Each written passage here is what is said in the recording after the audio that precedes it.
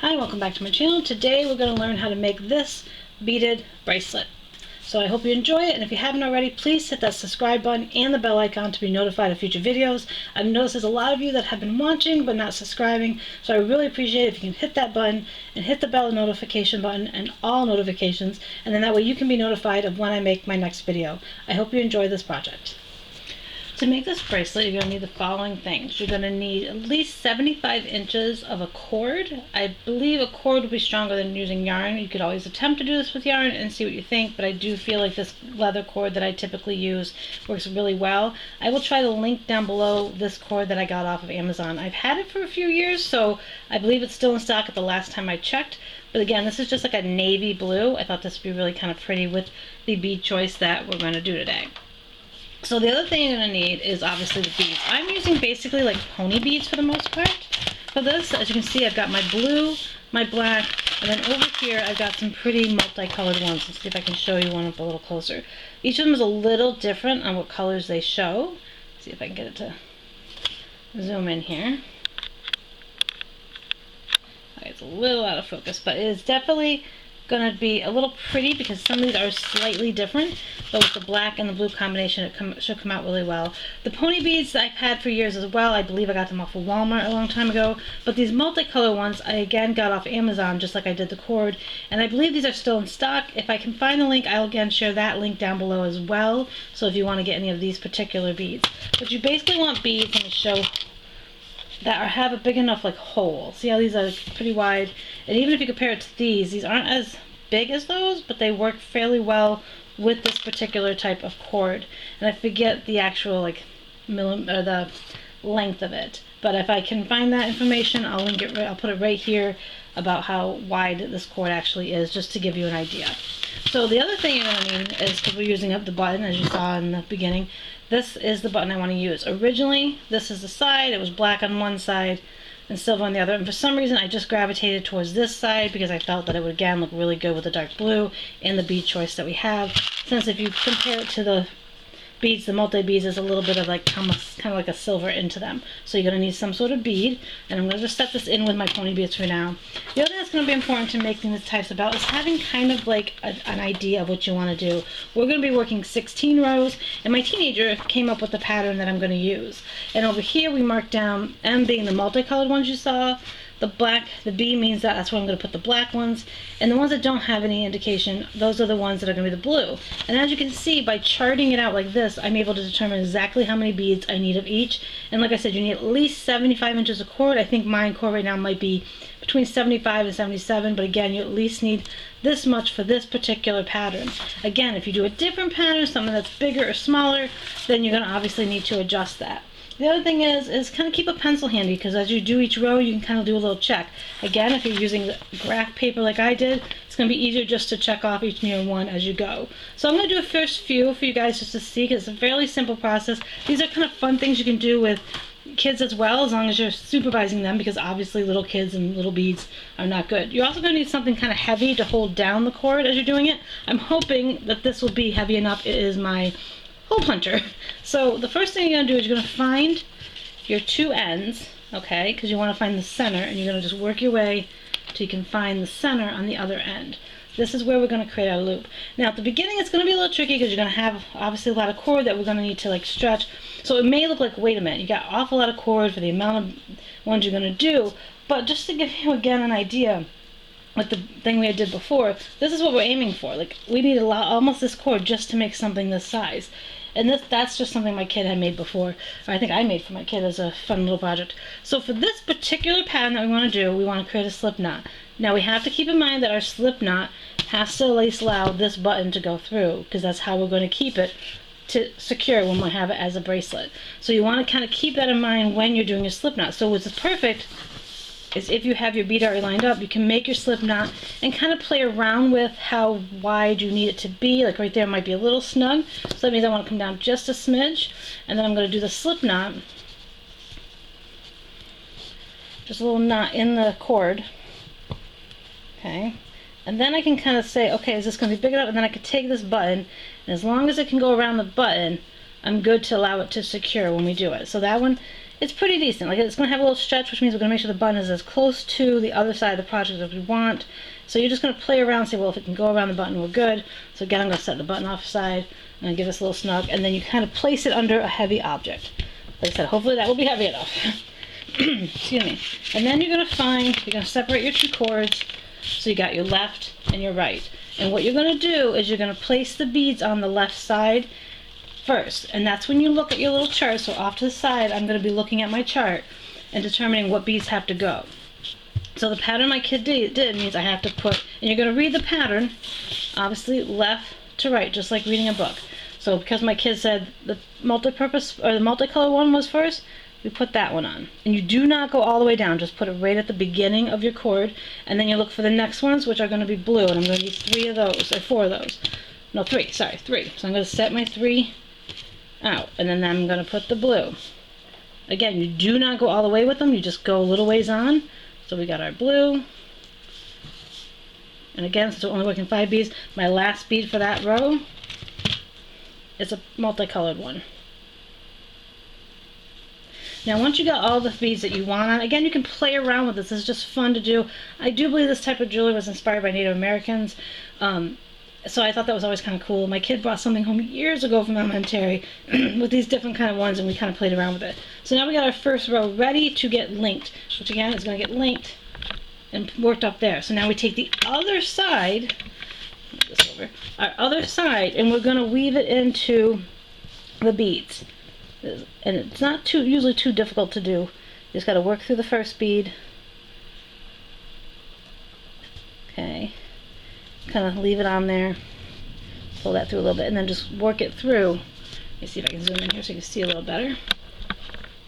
And I'm working each bead in. Okay.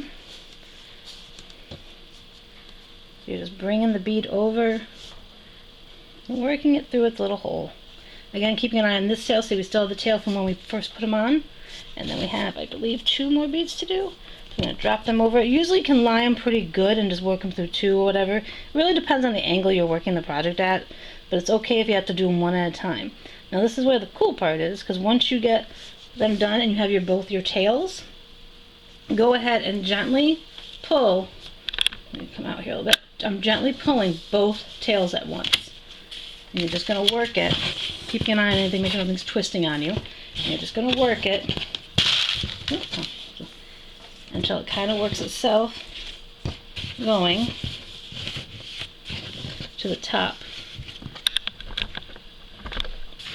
of the process. Here, see? So that's our first row. And again, it's going to look a little weird, and again, I have a lot of cords, so I'm just going to be doing that same process over again. But on my chart, I'm going to mark off that I did the first row. Now I'm looking at the second one, and for the second one, my child has me doing a blue first. Then I'm doing 3 blacks. And again, you're just placing them on there. Okay. Black. There's 1 black. 2. 3. And then I'm doing a blue. And again, this is my left side. I've worked it, reading it left to right of how he wanted it. And then I go ahead and I take the other side and I do the same thing I just did for the first row, and I work it in. And as you do it, it will become easier and easier to get them to kind of work in like I'm doing. I'm just sliding the left cord through the beads that are on that one. You still have your tail, okay, from the left side that you're going to need to pull, so you don't want to go too far over. You want to make sure these don't come off of the left cord as well, because again, we need to pull both of those. And this part is actually like really satisfying to just kind of pull. Okay, and there we go with our next one. Now because these beads are slightly different size, yeah, they're going to work up a little different, but you just kind of can work them as you go. The more rows you do, the more it straightens itself off. Okay, and then we're just going to mark off that we did that row. So the next row we'll do here in a second. So for the next row, row 3, my kid said we needed to do a multicolor.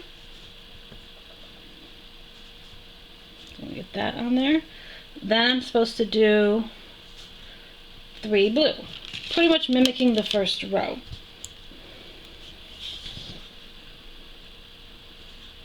One blue, two blue, three blue, and then again my multicolored. And it's really good if you can have the beads already sorted out, because then you're not thinking too much, you already know how many you're going to use. And again, we're going to go over and we're going to find our right cord, and we're going to weave it in to these, making sure we still keep this tail available for pulling on it. So we can come up here and we just go ahead and it's going to fight me. Now this pattern my kid did, it actually will end a little different. Like, it's not going to end completely as it started, which is okay, because again, it's a bracelet, you're not going to see that part. But if you had wanted to, you could always add an extra row in or something if you want something a little more symmetrical. Okay, we're just trying to make sure we get through. And again, we can make sure, I almost lost my tail, but we got our tail. We gently pull. And usually, you might need to find yourself pulling one side more than the other just to kind of even it out, because you want it to kind of line up evenly. And again, we're just going to pull it till it meets up at the top. Okay, and that's kind of the pattern my kid has me doing, is alternating between doing multicolor, 3 blue, multicolor, then a blue, 3 black, and a blue, and then multicolor, 3 and blue. So all I'm going to do is I'm going to continue this down, doing the same process over and over again until we get to our 16 rows being done. And like I can show you really quick on the pattern that I'm following, it's going to end on this row that, but if you don't want and you want to have it mimic the top, then you can just add one extra row to mimic the top. But this is what my teenager decided to design for it. So I'm just going to keep working the rows now.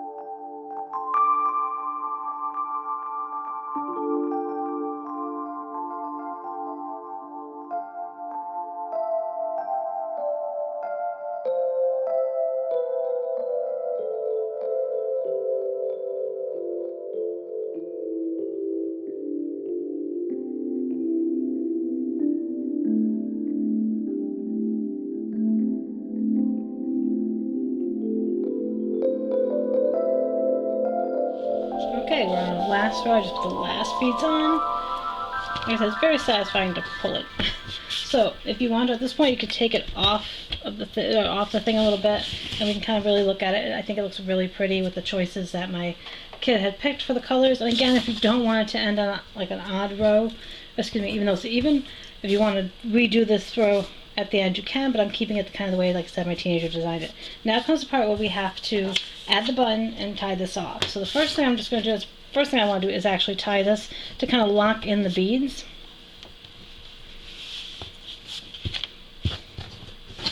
And I'm just going to give it a little double knot just to secure the beads into the process here. Okay, and then I'm going to take it off of there. And again, we still have our loop here, and this is going to go around our wrist. Like I said, and this is where you kind of gauge. If you want to go around more, you can do more rows, but I didn't want to. So of course, this is my loop, and then I just need to add my button to the other side to help close it off. So because I chose this button, so again, if you're choosing a button to do this with and instead of a different way, make sure the holes are big enough that the cord can go through. That's one of the reasons I picked this one out. Excuse me. So now what we're going to do is we're going to go to the opposite side where our tails are, and we're just going to kind of weave this in as if we're sewing a button on. So we go into one loop, go down the other loop. You could, if you wanted to crisscross them, which I might do because that might look kind of cute, because it look more like a button being sewed in. So I'm going to crisscross them if it will cooperate. And then I'm going to take the other one, and I'm going to do the same thing. If you don't want them crisscrossed, you could do just straight across. So there's our button, and we're going to weave it, or excuse me, slide it all the way as close as we can to the actual beads. If it will cooperate. Okay. Probably won't spray me. Okay. So again, you can crisscross it so it looks like that, or you can do it separate across. And then now I'm going to raise you up a little bit so I can show you this better. Okay. So now we have our button. So when we go like this, I'm testing it out before I secure it. I want to make sure it's in the right spot. It's a lot easier to do with than here. So I got my loop and I've got my button. So I should be able to, hopefully one-handed, because I tested this out before, slide this over the button, and that kind of becomes my latch for the button, or for the bracelet, which I think is kind of cute. I will tweak this a little bit off camera, and you will have to tweak it some. Again, I'm only, with being on camera, I'm not at the right angle. So I'm going to try to move this over a little more like I originally wanted it, and then I'm going to secure the button to not be able to come off. But I wanted to test it out first to see if it was right. So let me go ahead and do that. So it's kind of in the spot I want, like it moved away from this, so I want to really bring it back as close to the beads for me as I can. I think. There we go. So that's as close as the beads as I want. And then I'm just going to kind of tie a knot so that it can't slide down the cord, if that makes sense. So like it can't come back down the cord. So we're just going to give it a little knot there. Now this is where you can choose. Do you want it to have a little tail so that it's kind of having a little, like a fringe element or not? I'm going to give it one more knot just to secure it, because I'm always a two-knot kind of person. Okay. Alright, so again, I have it as close to the end of the beads, and I have my loop. And one thing I don't have over here is a tape measure, so I will tell you right there how long this is from loop to like the button. And then I'm going to take ahead, and I have some scissors, and I'm going to leave like a little bit of a tail for right now. just because I think it might be cute. And now I'm going to put this on. So I'm keeping an eye on my loop, make sure that's tight. And now I'm going to put the bracelet on and show you how it looks. Okay, so I put it on. I think it looks pretty good, and the other side doesn't look too bad. And I like that the button is kind of flat, so that if I'm writing, because I'm right-handed, I don't feel it too much on there. So again, it's about the button choice you have. I could have made my loop a smidge smaller because it did have a little bit of give. So if I would have redo this, I would probably make my slip knot a little longer. And I don't really know if I like these tails, so I might cut them a little shorter to where the button is. But overall, I actually do like it. I do think if I do another one, I might do more with the multicolored beads. But like I said, my teenager designed this. But I think it's pretty cute. It fits pretty well on my hand, but you could always do more rows if you wanted.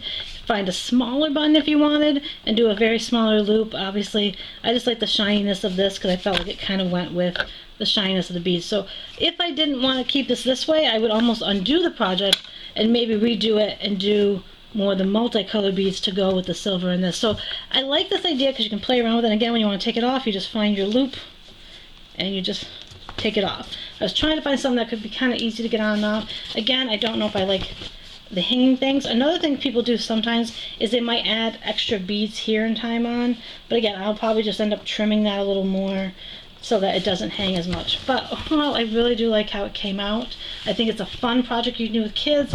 Again, all you need is to get some graph paper, let them even design what the beads should look like, and it could be a fun like rainy day project to do. And again, I will try to have the links to the cords and the multicolored beads down below, so if you guys are interested. And I'll also, again, give you an idea of the whole length, because I feel like I have a pretty average size wrist, but I thought this was a fun project to share, something a little different on my channel. So if you like this, make sure you give this a thumbs up, and please share it with your family and friends to help my channel grow. I'm hoping to reach 20,000 subscribers in the next couple of years, and I can't do that without your help. And again, if you haven't already, make sure you hit the bell icon and click notifications, all of them, to get notified of videos. I've had people not know that I put a video out recently, or just not seeing my content as much. So it's really important that if you haven't already, to hit that subscribe button, hit that bell notification, and hit all notifications so that you can be notified of my next video. And keep an eye on my community tab. That's where I'll kind of be posting polls and also letting you kind of know when things are coming up. Have a great day, everyone.